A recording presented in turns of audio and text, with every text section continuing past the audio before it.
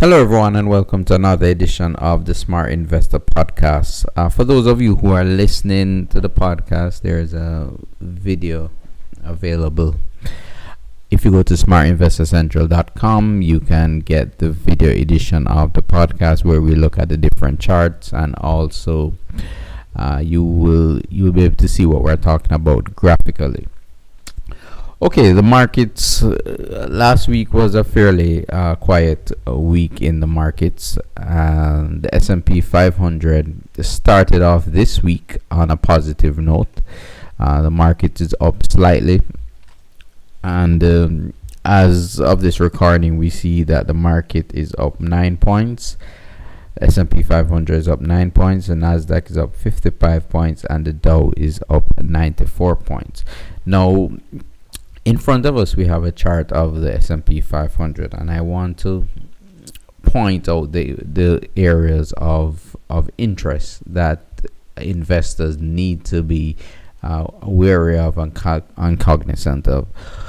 Okay, on the chart here, we have a area around this 2550 level. As you can see, I have drawn a red line here. And the red line is fairly appropriate, because if we start to see the market close below this area, that would be fairly worrisome, and that would signify that we're in for a deeper pullback. Notice that this area is support in the market. After that sell-off in January, the market came down to the red line, went back up. Again, in early April, the market came down, bounced, and if it comes down to this level again, we want to see this market bounce. Now, if it does not bounce and we start to slip through this level, that will be fairly significant and will signify, as I said, a broader sell-off in the market. Resistance, the first area of resistance in the market is up at this 2800 level. So let me put the other red line here. So this is the resistance area. Notice that when the market did come down, it bounced up to this 2800 level. It came back down, the bounce was smaller, it's coming back down. So we want to see the market pierce the 2800 level, and then it will be able to challenge the all-time high up around 2870, close to the 2900 level. So that's what we're looking at in the markets.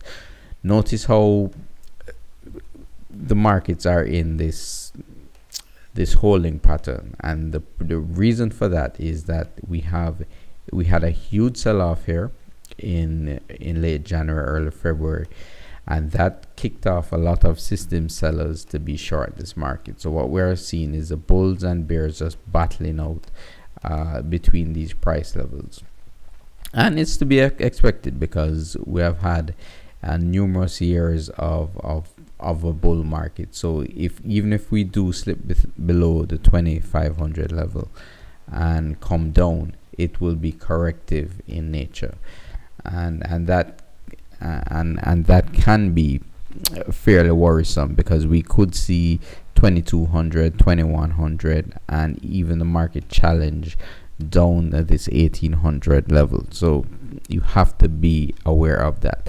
Last week I did say that my systems are currently flat this market. So it's not long, it's not short, it's flat this market.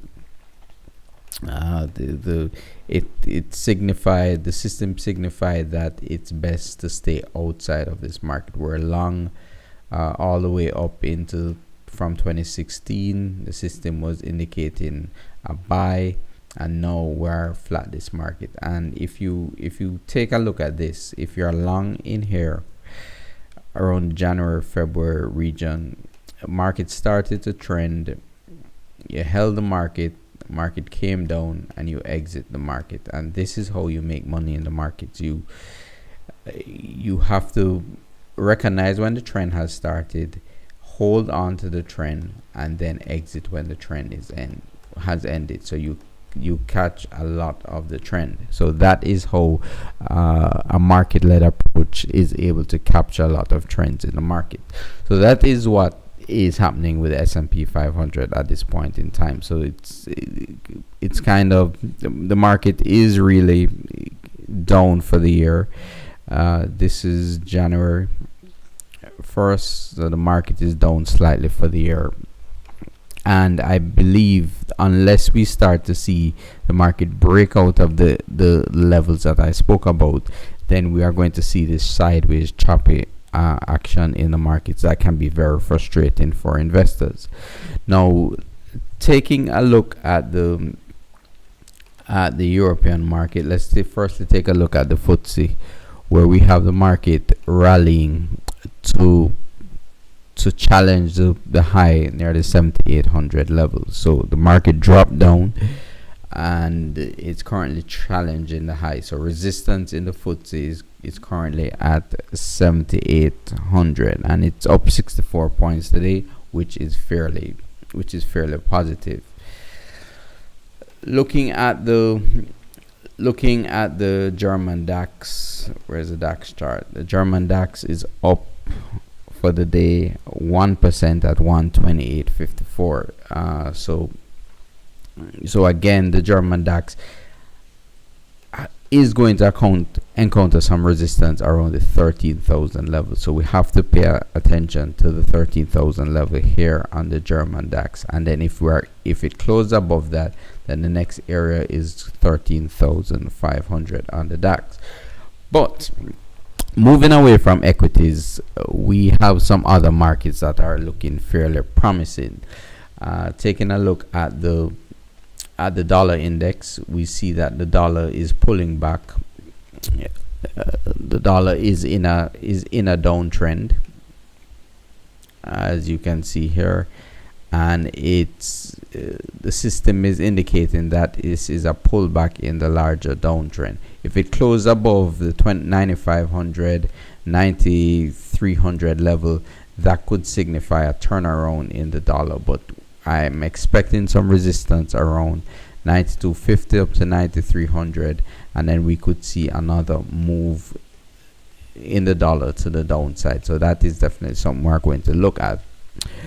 Taking a look at the gold market, gold is currently trading down 20 cents, a flat day.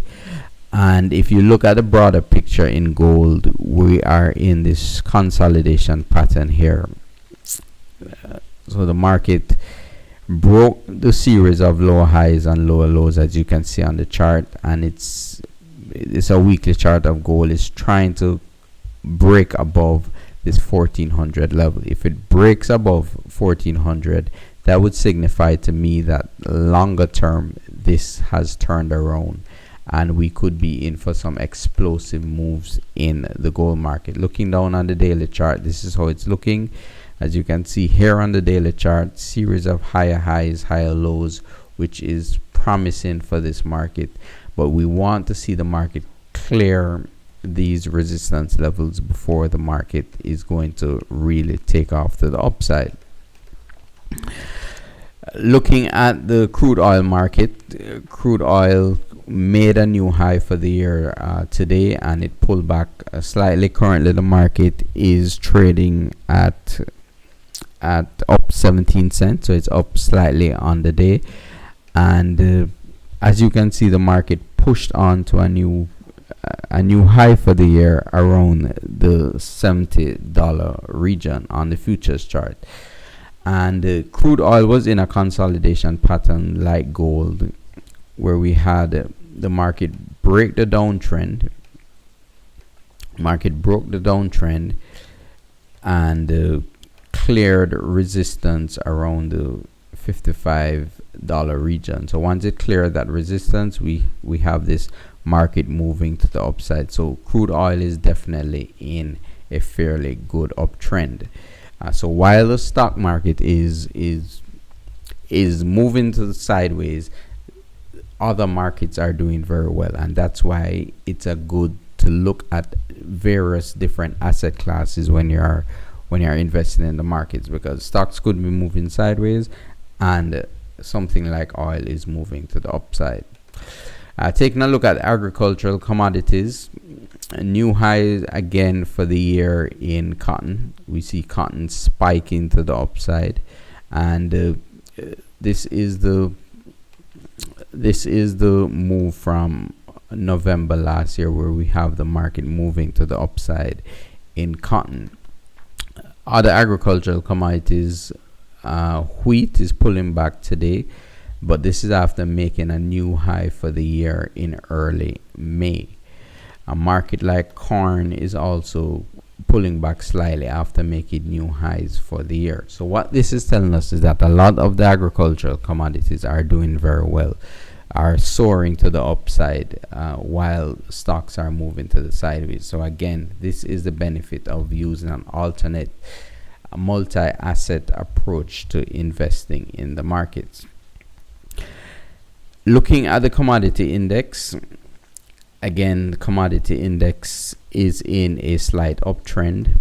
This is after the index bottomed out in 2016. We have the market bottomed, and what this index is looking for is a close above the 90 region, and if we do get that, then that will signify a new uptrend in commodities. And that's why we're at an exciting point in investing, because we see that commodities are bottoming out.